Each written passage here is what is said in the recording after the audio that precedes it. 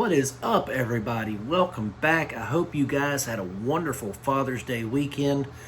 I did. It was full of family and fellowship with our church family, and just, my wife cooked me a special meal. It's one of the few times out of the year that I'm not the chef in the house, so I enjoy being cooked for, all that good stuff. I got a sweet WWE t-shirt from the fam, and that was my Father's Day. I just enjoyed it. I had a good weekend with my brother, all that good stuff. But now, right now, we're about to talk about a little movie from 2022 called Shaky, Shivers, directed by Sung Kang.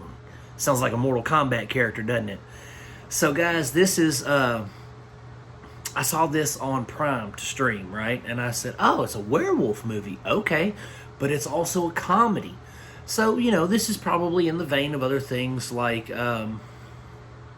Werewolves Within, stuff like that. It's a nice little subgenre film. So, basically, this is a story about these two girls, these two teenage girls. They're working in an ice cream shop over the summer and all that. One of the girls went to this camp, and she thinks that she got bitten by a werewolf. And so her other friend is there with her to say, hey, there's no werewolves, you're crazy.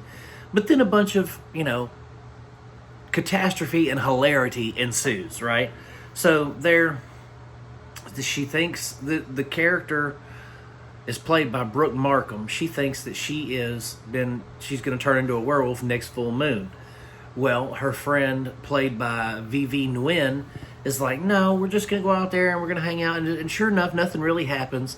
But then one of their compadres shows up to kind of scare them, and some things happen then, and you're like, oh no, this has taken a turn. But it's really, really just a funny film. It's not high budget. It doesn't have $1 million back in it. Hell, it probably doesn't even have $500,000 back in it, if I'm being honest. It's low budget. There's not a great deal of production quality to it, but I will say one thing. The practical effects are on point. What they didn't spend on, A-list actors or poorly rendered CGI, what they didn't spend on, I guess, let's say, unnecessary things, they spent on having really good special effects. And I appreciate them for that, because in all honesty, what really drove this film was the story and the chemistry between Brooke Markham and Vivi Nguyen. Those two, I laughed at just some, and the thing is, they weren't even like, it wasn't like slapstick comedy. It wasn't even really dry comedy. It was genuine.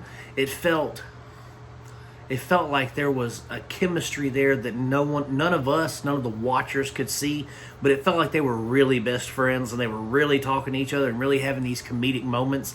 And I appreciated that, because there's so many films, particularly comedies, where things feel forced, they feel contrived.